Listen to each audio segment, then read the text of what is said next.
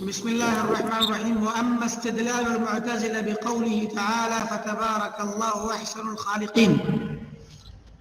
معتزلہ نے استدلال کیا اللہ تعالیٰ کے فرمان فتبارک اللہ احسن الخالقین سے پیچھے گزر چکا ہے کہ بندے اپنے افعال کے خالق ہیں.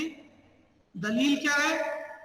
اللہ تعالیٰ نے خود کو احسن الخالقین کہا ہے، یعنی خالق جو ہیں بہت زیادہ ہیں، تو اللہ تعالیٰ احسن الخالقین ہے.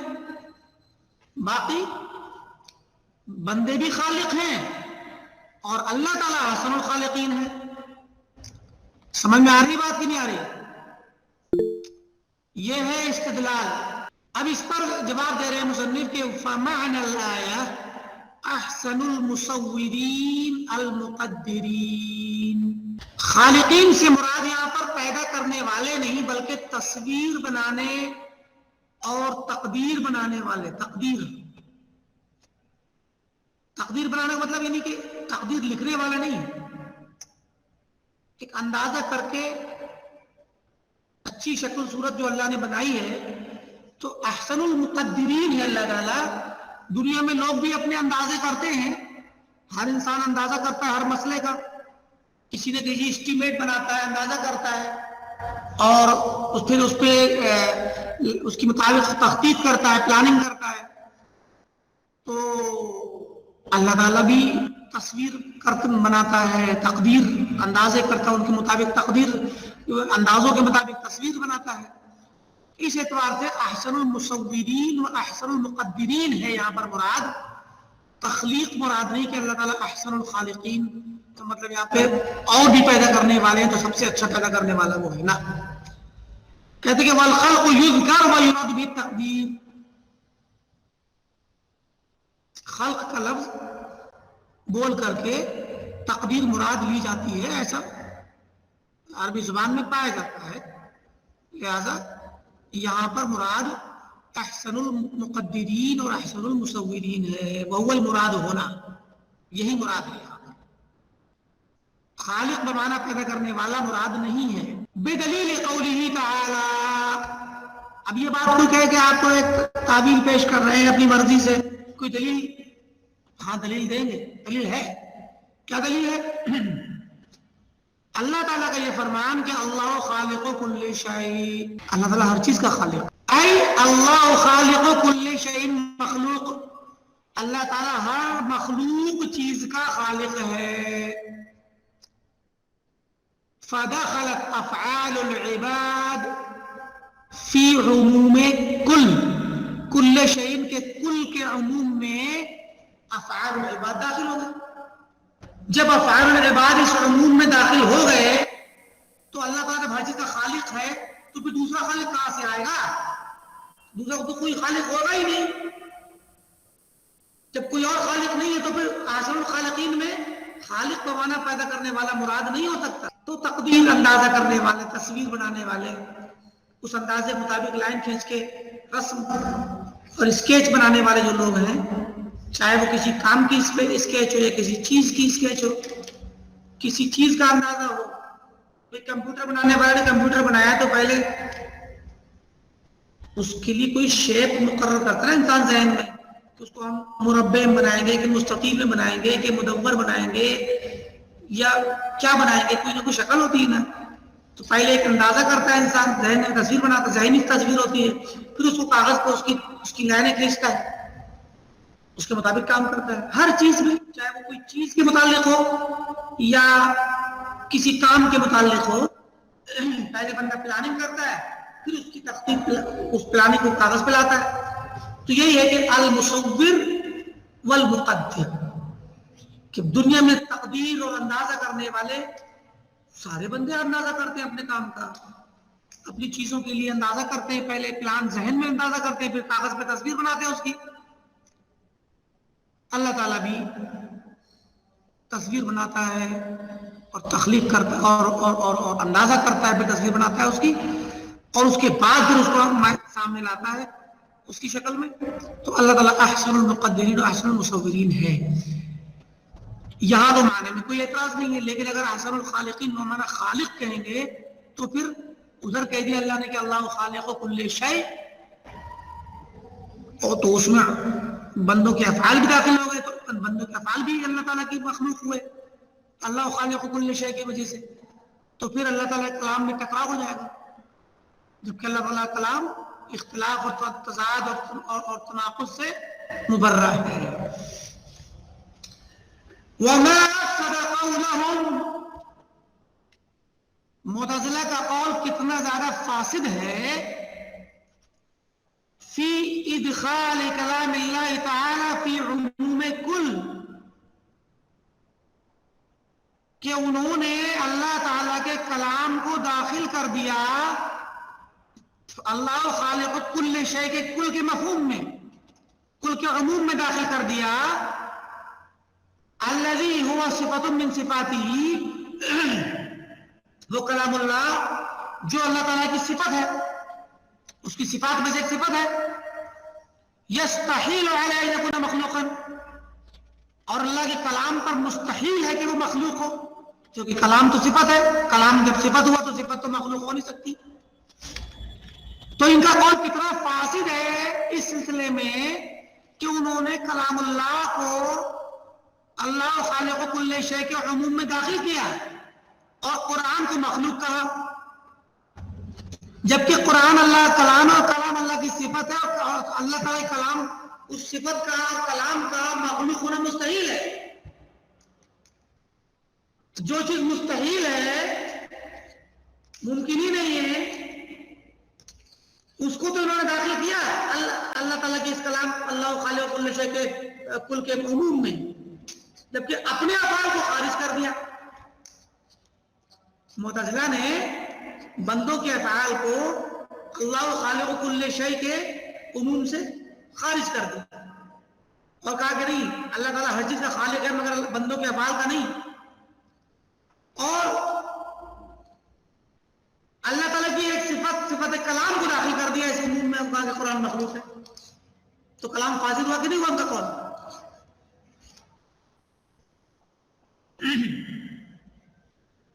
ہاں مشاہد،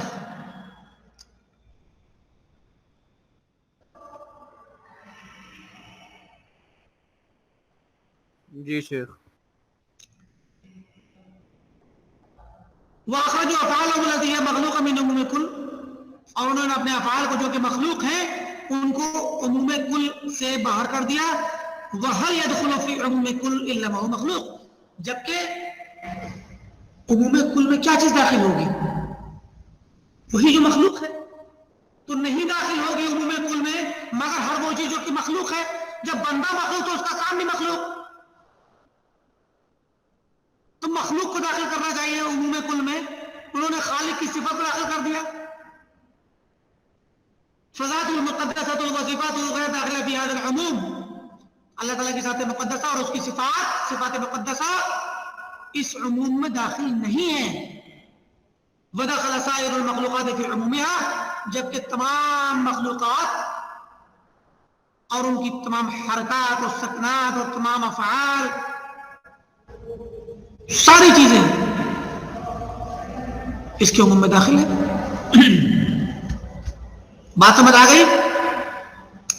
یہ تو مسئلہ ہوا فتبارک اللہ احسن الخالقین کا، انہوں نے اس سے استدلال کیا تھا، ٹھیک ہے۔ اچھا، ایک اور دلیل دے رہے ہیں یہاں پر اس تفسیر کی کہ تبارک اللہ احسن الخالقین سے مراد خالقین یعنی بمعنی پیدا کرنے والے نہیں بلکہ استعمال مصورین و مقدرین ہے۔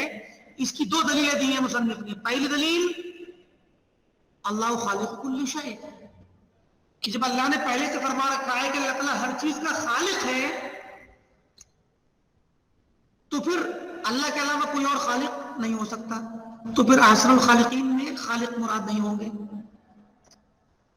اور دوسری دلیل دے رہے ہیں کہ واللہ خلقکم وما تعملون، کہ اللہ تعالیٰ نے تمہیں پیدا کیا اور اس چیز کو جو تم کرتے ہو، جو تم بناتے ہو، جو تم کرتے ہو، اس کو ہی پیدا کیا اللہ نے. تو بندوں کے افعال کو بھی اللہ نے مخلوق قرار دیا اس آیت میں. ہاں شاید جی شیخ. بندوں کے افعال کو، بندوں کو اور ان کے افعال کو، ان کے اعمال کو، خلقکم وما تعملون، تم کو اور تمہارے افعال اور اعمال کو اللہ نے پیدا کیا. تو جب اللہ تعالیٰ یہ صراحت سے کہہ چکا ہے کہ بندوں کو اور بندوں کے افعال کو اللہ نے پیدا کیا ہے، تو وہاں احسن الخالقین میں بندے خالق کیسے ہو جائیں گے؟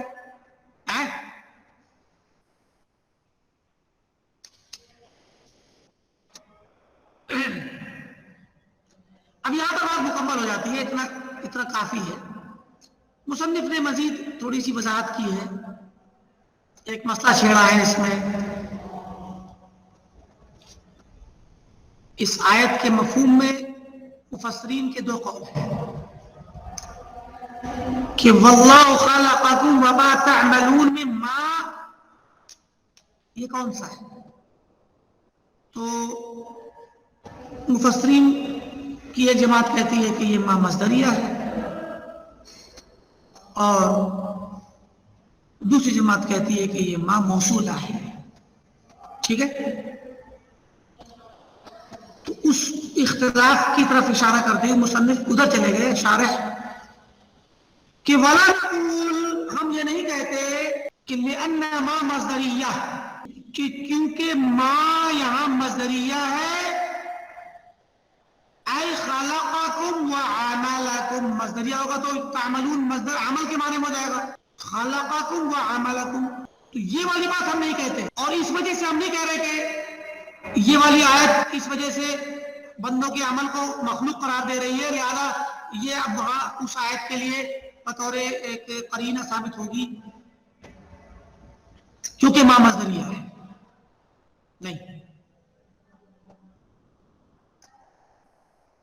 بلکہ ہم کہتے ہیں کہ ما مصدریہ نہیں ہے بلکہ ما موصولہ ہے. ما موصولہ ہے، بات مختصر کر دی مصنف نے، اپنا انداز ہے ان کا. ما موصولہ ہے، مصدریہ نہیں. کیوں؟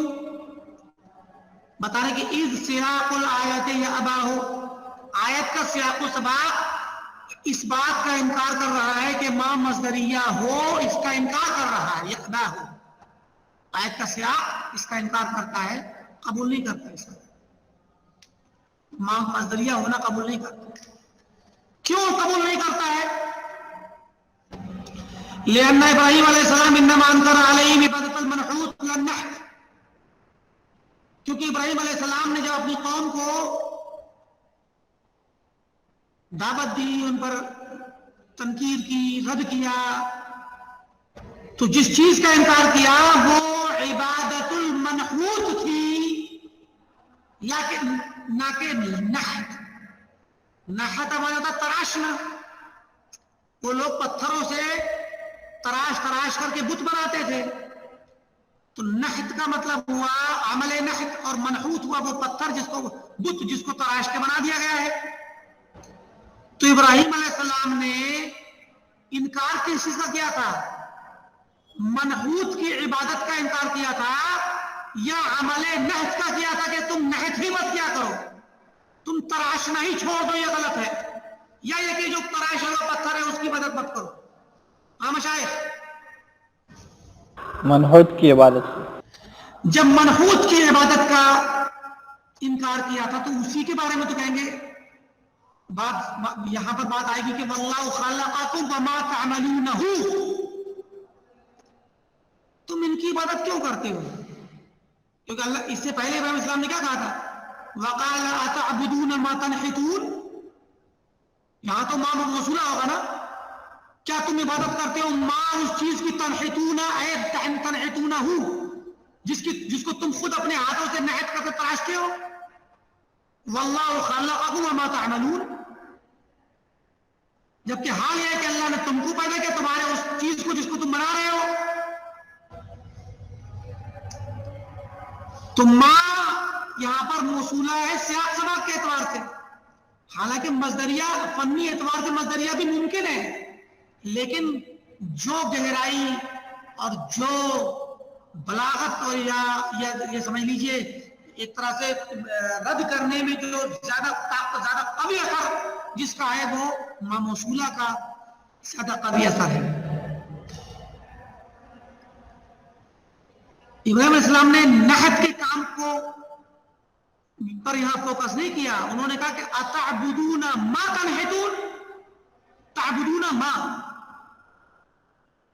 तुम इबादत करते हो उस चीज की, तनहितून जिसको तुम नहत करते हो। तो यहां पर फोकस मां पर है, उस चीज पर, उस मनहूत पर है कि नहत पर है? मनहूत पर। मनहूत पर। तो उसी के बारे में कहा कि वल्लाहु खलक़कुम व मा तअमलूनहु, मतलब मज़मीर में पोशीदा है यहां। जबकि अल्लाह ने तुम्हें पैदा किया, तुम्हारे उस चीज को जिसे तुम बना रहे हो। वल आयत तदुल्लु अला अन्नल मनहूता मखलूकुन लिल्लाहि तआला।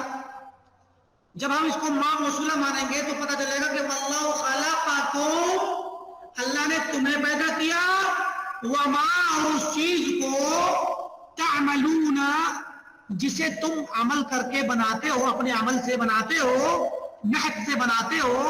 नहत तुम्हारा अमल है, इस अमल से जो चीज तुम बना रहे हो उसको अल्लाह ने पैदा किया।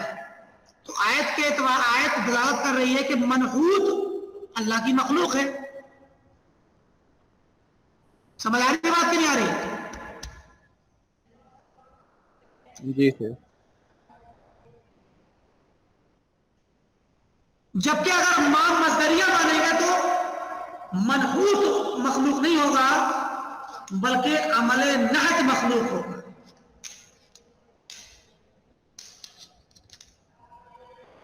क्योंकि मीनिंग होगा वल्लाहु खलक़कुम व अमलकुम, तुम्हारा अमल तो नहत है, तुम्हारा अमल क्या है? नहत है।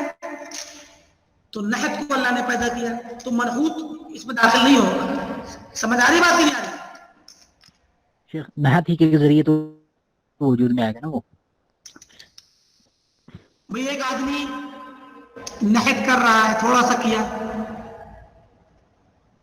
लेकिन अभी बुत नहीं बना पूरा। नहत तो वजूद में आया ना, अमल नहत तो पाया गया ना अब्दुल अलीम। जी शेख। लेकिन मनहूत नहीं पाया गया अभी, क्योंकि मनहूत का भी पत्थर पूरा बना ही नहीं है, बुत तो बना नहीं है अभी।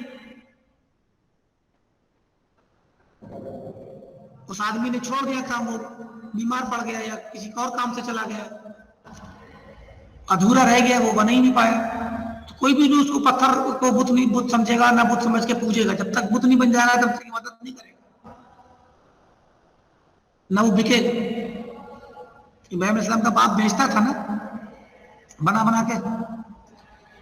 तो अगर मां मज़दरिया मानेंगे तो सिर्फ इतना मीनिंग निकलेगा कि अल्लाह ने तुम्हें पैदा किया और तुम्हारे अमल को, यानी तुम्हारी नहत को, इस आयत के मुताबिक यहाँ जो सियाक में आयत चल रही है वहां पे सिर्फ अमले नहत मखलूक साबित होगा। इसमें कोई हरज नहीं है। अमल नहत मखलूक, अमल बंदे का अमल, ये भी तो अमल है, मखलूक है।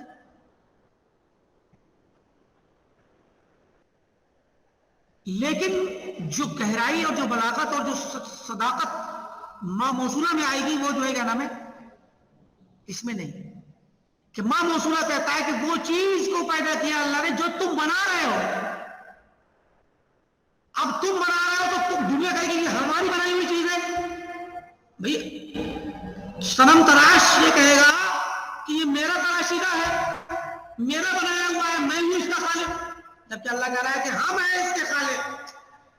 वाह, बनाया तुमने है, तराशा तुमने है, लेकिन खालिक हम हैं। वल्लाहु खलक़कुम वमा तअमलूना, ऐ वमा तअमलूनहु, जिसे तुम बना रहे हो उसको हमने पैदा किया। सुभान अल्लाह, ये ज्यादा बलीग है कि बनाया हमने नहत कर करके, खोद खोद करके, तराश तराश करके। जब बन गया तो अल्लाह कहता है मैंने पैदा किया है, जबकि वो हमारे फेल का असर है, हमारे फेल का असर है। فرمایا کہ وَهُوَ مَا صَارَ مَنْحُوتًا إِلَّا بِفِعْلِهِمْ، اور وہ منحوت جو ہے منحوت نہیں ہوا مگر ان کے فعل سے، انہوں نے اپنے فعل سے اس کو نحت کر کے بنایا، اور اللہ کہتا ہے کہ اس منحوت کو ہم نے پیدا کیا، ماں مصدریت کے بجائے ماں موصولہ ماننے پر، فَيَكُونُ مَا هُوَ مِنْ آثَارِ فِعْلِهِمْ مَخْلُوقًا لِلَّهِ، تو پھر جو چیز ان کے فعل کا اثر ہے، ان کے آثار میں سے ہے، وہ ہو جائے گی اللہ کی مخلوق۔ جو صنم ہے، جو پتھر کا بت ہے، وہ ان کے فعل کے آثار میں سے ہے، یہ تو بات صحیح ہے نا، ان کے فعل کے آثار میں سے ہے۔ ہاں جی سر۔ تو جب ان کے فعل کے آثار میں سے ہے تو ان کی مخلوق ہونا چاہیے تھا۔ معتزلہ کہتے ہیں ہماری مخلوق ہے، ہم نے پیدا کیا اس کو، اللہ کہتا ہے اس کو ہم نے پیدا کیا، اور یہ میننگ ماں موصولہ سے نکلے گا، مصدریہ سے نہیں۔ سمجھ میں آ رہی ہے بات کہ نہیں آ رہی ہے؟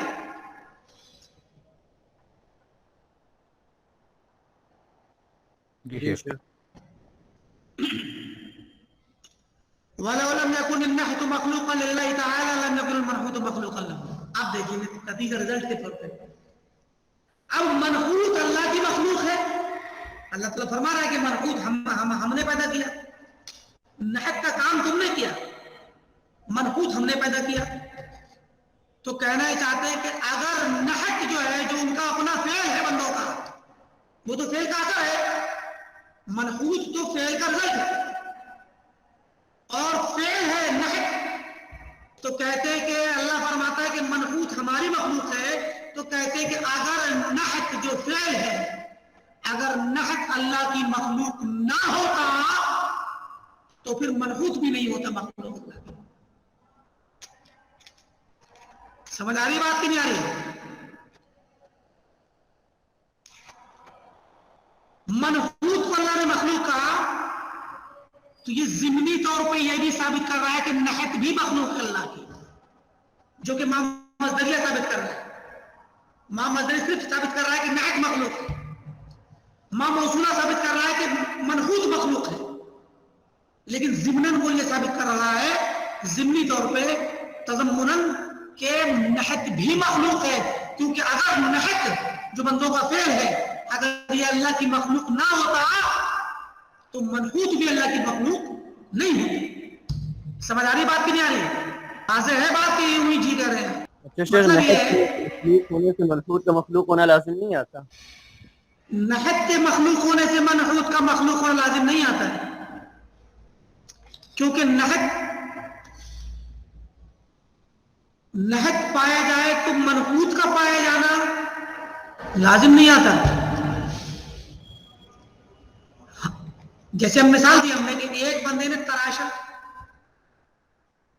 تو تراشنے کے بعد یہاں بات اصل میں اب مان لیجیے اتنا بڑا سر بنانا ہے، ابھی اس نے سر کا تھوڑا سا حصہ بنایا تراشا کا، تو جتنا تراشا اتنا منحوت تو پایا گیا، یہ بات صحیح ہے، سمجھ میں آ رہی بات؟ لیکن بات یہاں پر صنم کی ہو رہی جس کی عبادت ہو رہی ہے، سوال چل رہا ہے ابراہیم صلی اللہ علیہ وسلم فرمایا کہ وقال اتعبدون ما تنحتون، کیا تم عبادت کرتے ہو اس کی جس کو تم نے نحت کرتے ہو یا کر کے بنایا ہے؟ واللہ خلقکم وما تعملون، اللہ نے جبکہ حال یہ کہ اللہ نے تم کو پیدا کیا اور تمہارے اس چیز کو جو تم بناتے ہو۔ منحوت کی طرف اشارہ ہے جو کہ صنم کے طور پہ پوجا جا رہا ہے بت خانے میں رکھ کر کے۔ تو ہر نحت پر وہ پوجا ہوا منحوت وجود میں آئے کہ یہ ممکن نہیں ہے۔ ممکن ہے ایک صنم کو بنانے میں 10 تراشنے والے صنم تراش حصہ لیتے ہوں کہ موٹی موٹی چیزیں دوسروں نے بنا دی، باقی باریکیاں جو ہے کوئی ماہر انسان بنا رہا ہے، کہ ایک بندے نے بنایا وہ فوت ہو گیا، یا بنایا وہ صنم پتھر کر کے ٹوٹ گیا، تو منحوت وجود میں نہیں آیا جبکہ نحت کا کام پایا گیا۔ یہ مطلب ہے مجموعی طور پہ، ورنہ مکمل جو صنم پایا گیا اس صنم میں اگر ہم نے کہا کہ یہ نحت جس کی بھی وہ مخلوق ہے اللہ کی، تو نحت میں وہ منحوت بھی شامل ہے، لیکن ہر حالت میں جہاں پر نحت ہو وہاں منحوت مکمل پایا جائے، یہ ضروری نہیں ہے۔ جب منحوت جب پایا جائے تو نحت تو پہلے سے ہے۔ ہم نے کہا یہ منحوت مخلوق ہے اللہ کی، تو بھئی یہ منحوت بنا ہی نحت سے ہے، پہلے نحت کا کام ہوا تبھی تو منحوت بنا، تو نحت ضمن موجود، جب یہ چیز اسی پر نحت ہوا ہے، یہی مخلوق اللہ کی ہے، تو اس میں جو نحت ہے وہ بھی اللہ کی مخلوق ہے۔ سمجھ آ رہی بات نہیں آ رہی؟ تو کہتے ہیں اگر نحت اللہ کی مخلوق نہ ہوتا لم یکن المنحوت مخلوقا له، تو منحوت جو ہے پھر اس کی مخلوق نہیں ہوتا، بل الخشب والحجر لا غیر، بلکہ وہ ایک عمومی خشب اور حجر اس کو کہا جاتا اور کچھ نہیں، وہ اللہ کی مخلوق نہیں کہتے، بلکہ خشب، عمومی خشب سے لکڑی کے بت بناتے ہیں لوگ، تو لکڑی تو اللہ نے پیدا کی ہے پہلے سے، وہ تو اللہ کی مخلوق پہلے سے ہے۔ یہ بھی دیکھ لیجیے نقطہ یہاں نکل کے آیا، یعنی حجر کو اللہ نے پہلے سے پیدا کیا ہوا ہے نا، ایک را میٹیریل کے طور پر بڑا سا پتھر یا چٹان، وہ اللہ کی مخلوق پہلے سے ہے، یہ تو ہر کوئی مانتا ہے، معتزلہ ہی مانتے ہیں۔ لیکن جب ایک پتھر کو لے کر کے یا ایک درخت کو لے کر کے کوئی صنم تراش اس میں سے بنا کے چھیل کر کے ایک بت بناتا ہے، تو اللہ کہتا ہے کہ واللہ خلقکم وما تعملون، اللہ تعالیٰ نے تمہیں پیدا کیا اور اس چیز کو جو تم بنا رہے ہو اس کو بنانے کے ساتھ جوڑا، یعنی یہاں پہ منحوت ہی مقصود ہے کہ منحوت جو تمہارے فعل سے نکل کر کے وجود میں آ رہا ہے، اللہ نے اس کو پیدا کیا ہے، اس منحوت کو، یہ تمہارے فعل کا نتیجہ ہے، ورنہ اللہ تعالیٰ کہہ سکتا تھا کہ واللہ خلقکم وخلق الاحجار التي تصنعون منها الاصنام، خلق الاشجار، خلق الشجر، کچھ بھی کہہ سکتا، تو وہ را میٹیریل اللہ کا پہلے سے تخلیق شدہ ہے، لیکن یہاں پر تخلیق ثانی جو ہو رہی ہے، بندوں کے عمل سے جو تخلیق کا وجود آ رہا ہے ایک نئی شکل میں، اس کو اللہ نے فرمایا یہ اللہ نے پیدا کیا جو تم بنا رہے ہو۔ سمجھ آئی بات؟ تو اگر نحت مخلوق نہیں ہوتا اللہ کی تو منحوت بھی اللہ کی مخلوق نہیں ہوتا، بلکہ وہ پھر عمومی پتھر اور خشب قرار کہلاتا، جو کہ وہ عمومی انداز مخلوق ہے، اس عمومی پتھر کو تو بندے نے بنایا نہیں ہے، اور نہ ہی عمومی خشب کو اللہ بندے نے بنایا، وہ تو اللہ کی بنائی ہوئی ہے۔ اس پتھر کو جو بندہ بنا رہا ہے ایک خاص شکل میں، اس کو اللہ نے پیدا کیا، تو اگر اس بندے کا نحت اللہ کے یہاں مخلوق نہ ہو تو پھر منحوت بھی مخلوق نہیں ہوگا۔ تو ماں موصولہ میں دو میننگ نکل رہے ہیں اور دونوں بہت وقیع ہیں، جبکہ ماں مزدلہ صرف ایک میننگ دے رہا ہے جو کہ ادھورا ہے۔ وذکر ابو الحسین البصری امام المتاخرین المعتزلہ، معتزلہ کے ایک امام ہے ابو الحسین البصری، متاخرین معتزلہ کے، انہوں نے ایک بات کہی ہے اپنے مذہب کو صحیح ثابت کرنے کے لیے کہ بندہ اپنے فعل کا خالق ہے، اس بات کو ثابت کرنے کے لیے انہوں نے ایک بات کہی ہے کہ ان العلم بان العبد يحدث فعله ضروری، کہ یہ علم رکھنا، یہ جاننا کہ بندہ اپنے فعل کو یحدث پیدا کرتا ہے، بندہ اپنے فعل کو خود پیدا کرتا ہے، یہ جاننا ضروری ہے۔ ضروریوں کا مطلب کیا ہوا مشائخ یہاں پر؟ یعنی شیخ ماننا ہی پڑے گا اس چیز کو، علم ضروری، علم ضروری، احسن، یعنی ماننا پڑے گا آپ کو، اس کے بغیر آپ کا چارہ نہیں ہے۔ علم ضروری مستر ہے بندہ اس جاننے کو، یہ مطلب فطرتاً جانتا ہے بندہ، مطلب یہ ہوا فطرت سے جانتا ہے کہ میں خود اپنے فعل کو پیدا کرتا ہوں، یہ تو میں جان رہا ہوں۔ یہ والی بات جو آج کل کہی جاتی ہے نا کہ ہم اپنی کرم خود بناتے ہیں، اپنے مستقبل کو، اپنے فیوچر کو ہم خود بناتے ہیں، کیا اپنی تقدیر ہم خود لکھتے ہیں، تو یہ والی بات جو کہی جاتی ہے وہ دنیا ظاہر کو دیکھ کے کہتی ہے نا، تو ان کی مراد ہے کہ بندہ اپنے فعل کو پیدا کرتا ہے، یہ امر ضروری ہے، اضطراری ہے، فطری ہے، اس کو جانے بغیر اس کو چارہ ہی نہیں ہے، یہ ضروری ہے، چیز اس سے کوئی بھاگ نہیں سکتا۔ اور وذکر الرازی،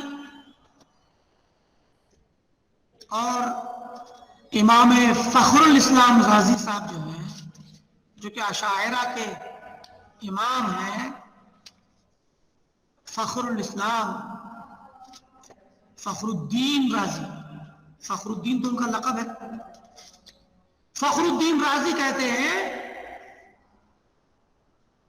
ان افتقار الفعل المحدث، ایک کام جو ہوتا ہے وہ فعل محدث ہے، نیا نیا پیدا شدہ فعل، فعل مخلوق، فعل محدث کا مطلب ہوا فعل مخلوق، فعل مخلوق کا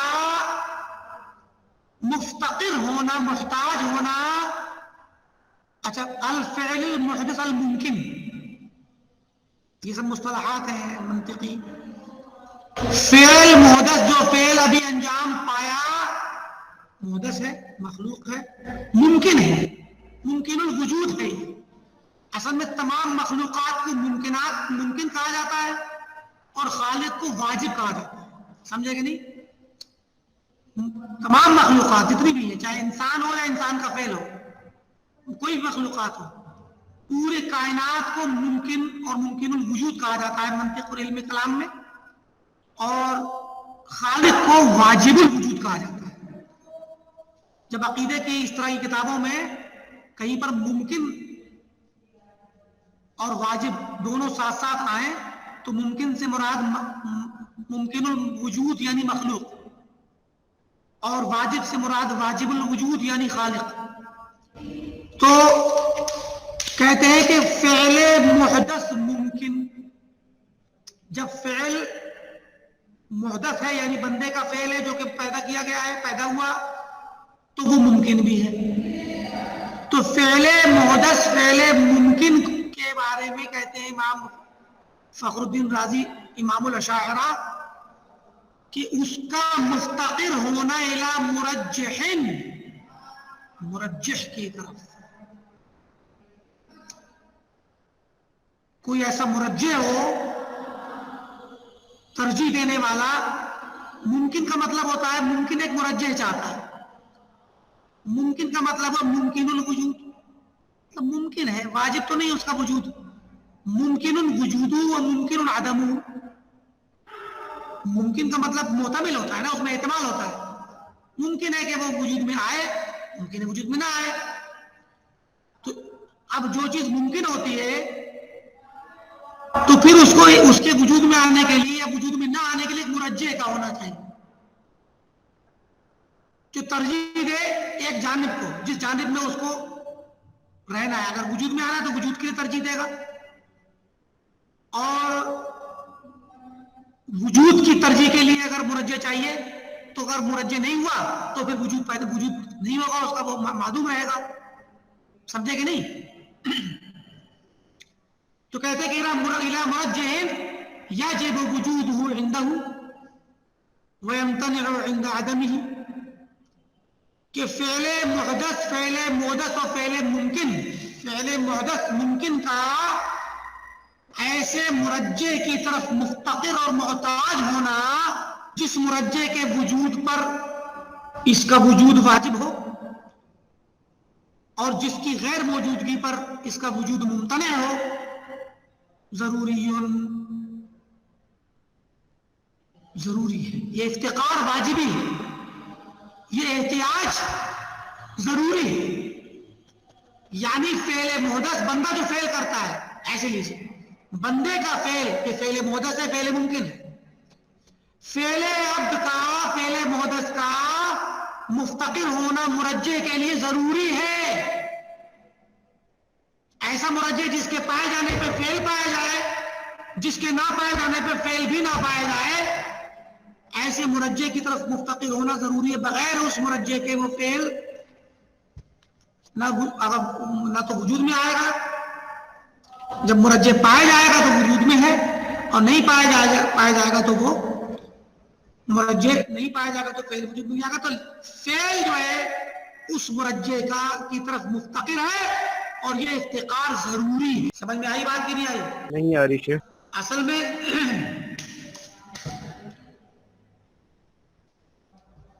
دونوں لوگ اپنے اپنے مذہب کی بات کہہ رہے ہیں. ابو الحسین بصری تو یہ کہنا چاہتے ہیں کہ بھائی بندہ اپنے فعل کو پیدا کرتا ہے، یہ امر ضروری ہے، اس کا جاننا یہ ہر کوئی جانتا ہے. امام راضی کہنا چاہتے ہیں، امام الاشعری ہے، راضی صاحب یہ کہنا چاہتے ہیں کہ جو ہے بندہ اپنے فعل کو پیدا نہیں کرتا، بندے کے بس کی بات ہی نہیں ہے فعل پیدا کرے. بندے کا فعل محدث ہے، ممکن ہے، اور یہ فعل کسی مرجع کے بغیر پایا نہیں جا سکتا. آپ کتنا ہی کوشش کر لو. شیخ بلا موجود کے کوئی چیز ایجاد نہیں ہوتی. مرجع ہے یہاں پر وہ اللہ تعالیٰ کی قدرت اور اس کے ارادے اور اس کی تخلیق اور اس کی جو مشیت ہے اور اس کی جو طاقت ہے اس کی طرف اشارہ کر رہے ہیں. مرجع سے مراد وہ ہے اللہ کی مشیت اور اس کی قدرت. وہ کہنا چاہتے ہیں کہ بندہ اپنے فعل کو جو کہ اس کا محدث فعل ہے بندے کے چاہنے سے ہوتا ہی نہیں ہے، بلکہ بندہ کتنا ہی چاہے کام نہیں ہوگا. ایک مرجع کا ضرور کا محتاج ہے بندے کا فعل. وہ مرجع پایا گیا تو فعل ہوگا، نہیں پایا گیا تو نہیں ہوگا. اب بات سمجھ میں آئی؟ عبداللہ فرقان سمجھنے کی کوشش کر رہا ہوں. مطلب یہ ہے کہ دونوں لوگ اپنی بات کہہ رہے ہیں. ابو الحسین کہتے ہیں کہ بندہ اپنے فعل کا خالق ہے، یہ امر ضروری ہے. ٹھیک. راضی صاحب کہتے ہیں بندہ اپنے فعل کا خالق نہیں ہے، یہ امر ضروری ہے. یہاں تک بات سمجھ آئی؟ جی سر. وہ کہتے ہیں بندہ اپنے فعل کا خالق نہیں بلکہ بندے کا فعل ایک مرجع کا محتاج ہے. یہ اس بات کو جانیے، یہ امر ضروری ہے. بندے کا فعل بغیر مرجع کے ممکن ہی نہیں ہے. بندے کا فعل ایک مرجع کا محتاج ہے اور یہ احتیاج ضروری ہے. کوئی بھی فعل بغیر مرجع کے نہیں ہو سکتا. مرجع پایا گیا تو فعل پایا جائے گا، مرجع نہیں پایا گیا تو فعل نہیں پایا جائے گا، اور یہ احتیاج ضروری ہے. تو بندے کا فعل خود سے پیدا ہوگا ہی نہیں کبھی. بندہ خود کا فعل پیدا نہیں کر سکتا، بلکہ بندے کا فعل مرجع کے ذریعے پیدا ہوگا.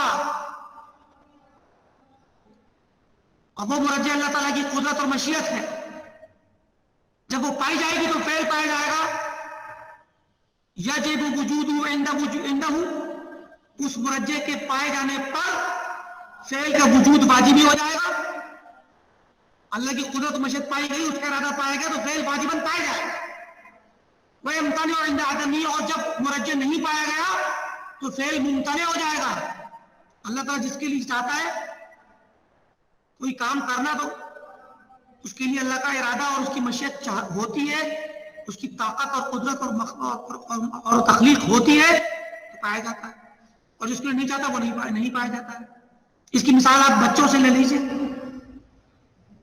بچوں کی مطلب ایک نسل اور بچوں کی نعمت سے نوازتا ہے اللہ تعالیٰ کسی کو، تو جس کو نوازنا چاہتا ہے اللہ تعالیٰ اس کو دے دیتا ہے. جب مرجع پایا گیا، اللہ کی مشیت اور تخلیق اور قدرت پائی گئی تو فعل وجود میں آ جاتا ہے، بچہ پیدا ہو جاتا ہے. اور جس کے یہاں اللہ تعالیٰ کی طرف سے مرجع نہیں پایا گیا اور اس کی قدرت اور مشیت نہیں پائی گئی تو اس کے یہاں بچہ نہیں ہوتا، وہ لاکھ کوشش کر لے. یمتنع عند عدمہ، اس مرجع کے نہ پائے جانے پر، اس کے عدم پر فعل ممتنع ہوتا ہے. سمجھ آئی بات کہ نہیں آئی؟ جی سر سمجھ گیا. آپ کلیئر ہو گئی؟ جی شیخ بارک اللہ فیک. تو یہ کہنا چاہتے ہیں امام الاشاعرہ، امام الماتریدیہ، راضی صاحب کہ یہ امر ضروری ہے. لہذا अबुल हुसैन साहब आपकी बात गलत है। अशायरा के बकौल और राजी साहब के बकौल कि बंदा अपने फेल का खुद खालिक है, ये बात जरूरी है, नहीं, बात गलत है। जरूरी बात तो ये है कि बंदा अपने फेल मोहदस को करने में एक मुरज्जे का मोहताज है, और ये एहतियात जरूरी है। बगैर इस एहतियात के फेल वजूद में आएगा ही नहीं। समझ आई बात? अब देखिए शेख साहब क्या फरमाते हैं, इमाम अहले सुन्नत और अहले हदीसों का फतवा क्या है। कहते हैं कि वकिलाहुमा सादिकुन फीमा ज़करहु मिनल इल्म ज़रूरी, दोनों लोग अपने अपने इल्म ज़रूरी को जो उन्होंने जिक्र किया, दोनों सच्चे हैं अपने अपने दावे में, अपने अपने जिक्र करदा इल्म ज़रूरी में, अपने अपने जिक्र करदा इल्म ज़रूरी में दोनों सच्चे हैं, दोनों की बात सही है। यहां तक अबुल हुसैन की ये बात इल्म ज़रूरी की, वो भी सही। अबू बकर राजी, फखरुद्दीन राजी की बात भी सही, लेकिन इतनी सी छोटी सी बात, आधी बात है दोनों की, उतनी तो ठीक है, लेकिन आधी बात सही करने के बाद फिर इन्होंने क्या गुल खिलाए। कहते हैं कि इद्दिआओ कुल्ल मिनहुमा, फिर दोनों में से हर एक का ये दावा करना कि अन्ना हादल इल्म ज़रूरी, कि उसका अपना बयान किया हुआ इल्म ज़रूरी युबतिलु मद्दअ मिन ज़रूरात, दूसरे के बयान किए हुए इल्म ज़रूरी को बातिल करार देता है, गैर मुसल्लम, ये नहीं माना जाएगा। समझ आ रही बात? दोनों ने अपनी भी तरफ से कहा कि ये बात इल्म ज़रूरी, ये बात इल्म ज़रूरी, इतनी में दोनों सच्चे हैं। लेकिन बल्कि दोनों लोग अपने अपने दावे ज़रूरा में, जो ज़रूरी इल्म का दावा किया, उसमें साथ सच्चे हैं, लेकिन दोनों पर आधा ज़रूरी इल्म है। इनका आधा ज़रूरी इल्म, इनके आधा ज़रूरी इल्म को मिला दो तो पूरा का पूरा इल्म ज़रूरी सामने आ जाएगा और हक सामने आ जाएगा। तो कहते हैं कि अपने अपने दावे ज़रूरा में जो सच्चे हैं, फ़इन्नमा वक़अ गलतुहु फ़ी इनकार मा मअल आखिर मिनल हक़, क्योंकि गलती कहां से बात हुई, फी इनकार मा मअल आखिर मिनल हक़, दूसरे के पास जो हक था इल्म ज़रूरी वाला, उसका इनकार करने में खता वाक़ई हुई। मुअतज़िला ने अपने इल्म ज़रूरी के बाद अशायरा के इल्म ज़रूरी का इनकार कर दिया, तो यहां से गलती आ गई। ऐसी अशायरा ने अपना करके उनका इनकार किया, तो गलती आ गई। दोनों को इकट्ठा कर लीजिए, तारुफ नहीं, बंदे का अपने फेल होने के दरमियान, बंदा अपने फेल का मुहदिस है, इसमें वह कौने हाज़िल एहदास वाजिब वजूदु बिमशियतिल्लाह, और इस बात में कि ये एहदास वजूद में आया जरूरी तौर पर अल्लाह ताला की मशीयत से, इन दोनों में कोई इख्तलाफ नहीं। बंदा अपने फेल का मुहदिस है और ये एहदास अल्लाह की मशीयत से हुआ है, वही मुरज्जा है। दोनों को इकट्ठा कर देने में कोई क्या नाम है इख्तलाफ नहीं है। मुश्किल ये आती है कि जब अशायरा कहते हैं कि बंदे का फेल अल्लाह की मशीयत से हुआ है, तो फिर वो ये कहते हैं कि बंदे ने फिर कुछ नहीं किया, सब अल्लाह ने किया। और मुतज़िला जब कहते हैं कि बंदे का फेल उसके अपने एहदास से है, तो वो कहते हैं कि सब कुछ बंदे ने किया, अल्लाह ने कुछ नहीं किया। यहां से मुश्किल आ जाती है। समझ में आ रही बात कि नहीं आ रही? जी सर। अब दो तीन आयतें पढ़ देते हैं, खत्म। कमा क़ाल तआला, जैसे कि अल्लाह ने फरमाया कि वनफ्सिन व मसव्वा फ़अल्हमा फुजूरहा व तक़वा, अल्लाह ताला ने बंदे के नफ्स में फुजूर और तक़वा दोनों डाल दिए। फ़क़ौलुहु फ़अल्हमा फुजूरहा व तक़वा, ये फरमाना कि अलहमा फुजूरहा, बंदे के नफ्स में अल्लाह ने फुजूर और तक़वा दोनों डाल दिए। इस्बातुल लिल क़दर, ये तकदीर का इस बात है कि अल्लाह ने पहले से इस चीज को रख दिया। बेकौलिही फ़अल्हमाहा, अलहमा अल्लाह ने डाला, इल्हाम किया, वदियत किया। व इस्बातुल लिफ़िल अब्द, और इसी में बंदे के फेल का भी इस बात है, क्योंकि अल्लाह ने फरमाया फुजूरहा व तक़वाहा, इजाफत तो कर दी, बेइजाफतिल फुजूर व तक़वा इला नफ्सी, बंदे की तरफ, उसके नफ्स की तरफ फजूर और तकवा की इजाफत की तो इससे बंदे का फेल साबित हुआ कि बंदे की तरफ साबित हुई, बंदे का फजूर, गोया बंदे ने फजूर किया है, बंदे का तकवा, गोया बंदे ने तकवा इख्तियार किया है, इससे बंदे का फेल साबित हुआ और अलहमा से तकदीर साबित हुई और तकदीर में अल्लाह की मशीयत भी है, तकदीर के अरकान में। तो फरमाते हैं कि लियुअलम अन्ना हियल फाजिरा वल मुत्तकिया, तो अल्लाह ने बंदे के फेल को साबित इसलिए किया, उसकी तरफ इजाफत इसलिए की ताकि ये जान लिया जाए कि फाजिरा और मुत्तकिया बंदे का नफ्स है, फेल को अंजाम देने वाला फिस्क फजूर और तकवा दोनों को बंदा खुद है, बंदे का नफ्स है, इसलिए अल्लाह ताला ने उसकी तरफ इजाफत की। ऐसे अल्लाह ने फरमाया मजीद, क़द अफ़लह मन ज़क्काहा व क़द ख़ाब मन दस्साहा, कि जिसने अपने नफ्स की तज़किया कर लिया वो कामयाब हो गया, जिसने उसको तज़किया के खिलाफ बल्कि जिंदगी में फंसा दिया तो बर्बाद हो गया। तो मुराद है कि यहां भी निस्बत कर दी उसकी तरफ। तो अल्लाह ताला एक ही आयत में एक ही जगह पे दोनों चीज साबित कर रहा है, तकदीर भी और अपना फेल भी और बंदे का भी।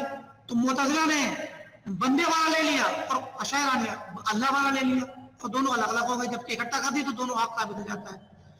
वह इत्बातुन अयदन लिफ़िल रब, इसमें भी बंदे का फेल साबित हो गया। क़द अफ़लह मन ज़क्काहा में वह नज़ाइर ज़री कसीरा, और इसकी नज़ाइर बहुत ज्यादा है।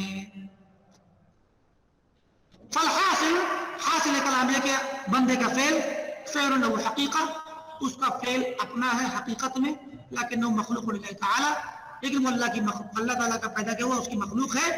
वो मफ़ऊल लिल्लाह ताला, अल्लाह ताला की का मफ़ऊल है। हुवा लैसा नफ़्स फ़िअलिल्लाह, अल्लाह का फेल नहीं, फेल बंदे का है, मफ़ऊल अल्लाह का है। फ़फ़र्क़ुन बैनल फ़िअल वल मफ़ऊल, कल इसको देख लेते हैं। आज आपको थोड़ा सा इश्काल यहाँ भी आएगा, इसलिए कल देख लेंगे इंशाअल्लाह।